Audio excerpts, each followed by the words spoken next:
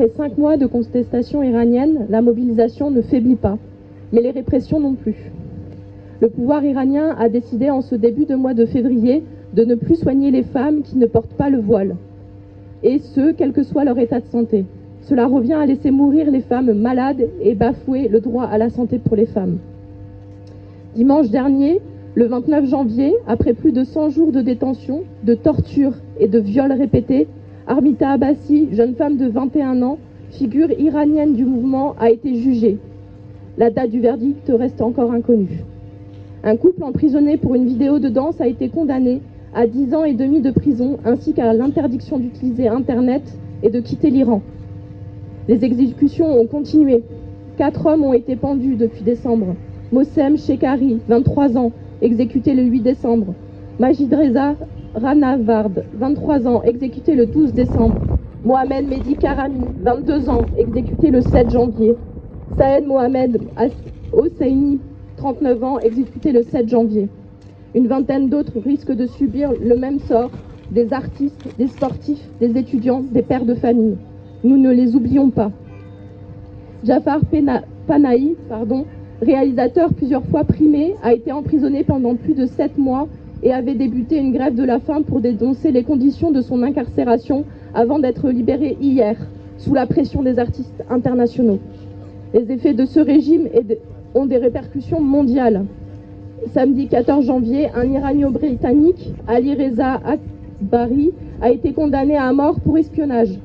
Le ministre britannique des Affaires étrangères, James Cleverly, a condamné un acte barbare qui ne restera pas sans réponse.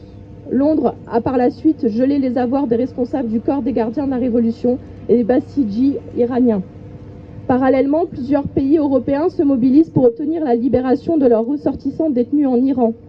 Ils sont une vingtaine d'Européens et Américains à être retenus prisonniers en Iran, accusés d'espionnage ou de représenter une menace pour la sécurité nationale. Un dossier très sensible, en particulier pour la France, qui a 7 ressortissants en prison, et pour la Belgique, qui est très remontée par la condamnation du travailleur humanitaire Olivier van der Kastele à un total de 40 ans de prison. Les 2 pays ont dénoncé la politique de la prise d'otage de Téhéran. Les informations sont compliquées à avoir en Iran car la liberté de la presse est aussi touchée par les répressions. 79 journalistes auraient déjà été arrêtés en Iran depuis le début de la contestation. Un appel avait été lancé auprès de députés européens et la communauté internationale pour inscrire les gardiens de la Révolution sur la liste des organisations terroristes, permettant ainsi de geler leurs avoirs et leurs actifs à l'extérieur, mais aussi de les poursuivre en ouvrant la voie à la création d'une juridiction internationale compétente pour juger ces crimes contre l'humanité, parce que ce sont des crimes contre l'humanité. Depuis le 23 janvier, l'Union européenne a rajouté 33 personnes ou entités iraniennes impliquées dans la répression des manifestations sur la liste de leurs sanctions pour violation des droits humains. Les mesures restrictives s'appliquent désormais à 164 personnes et 31 entités au total. Cependant, le Conseil européen n'a pas souhaité inscrire les gardiens de la Révolution, l'armée idéologique de la République islamique, sur la liste des organisations terroristes.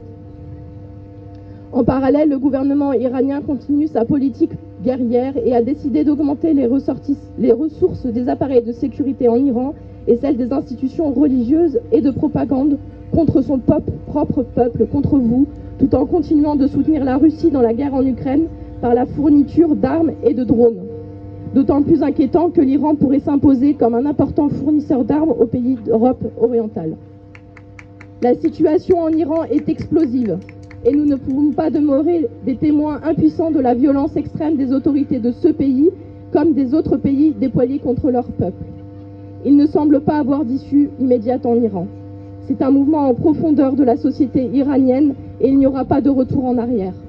Le mouvement est caractérisé par une solidarité remarquable de différents acteurs de la société, les minorités, les femmes, les étudiants, les travailleurs, qui sont dans la rue pour réaliser le changement de régime.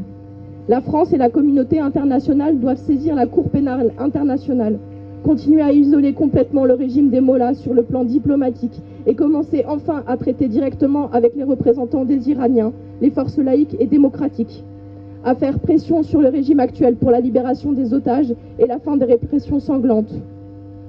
Ici en France, les préfectures doivent protéger les Iraniens et les Iraniennes qui se réfugient sur notre sol. Je rappelle qu'un étranger ne peut en aucun cas être expulsé ou renvoyé dans son pays ou dans un pays si le droit à la vie ou à la liberté personnelle risque d'être violé par des motifs fondés sur sa race, sa nationalité, sa religion, sa situation sociale ou ses opinions politiques. Que ce soit dans les textes français ou les textes européens, il est totalement illégal de renvoyer dans son pays une personne qui dit y avoir crainte pour sa vie. Nous devons assurer notre devoir d'humanité. Femme, vie, liberté. Merci.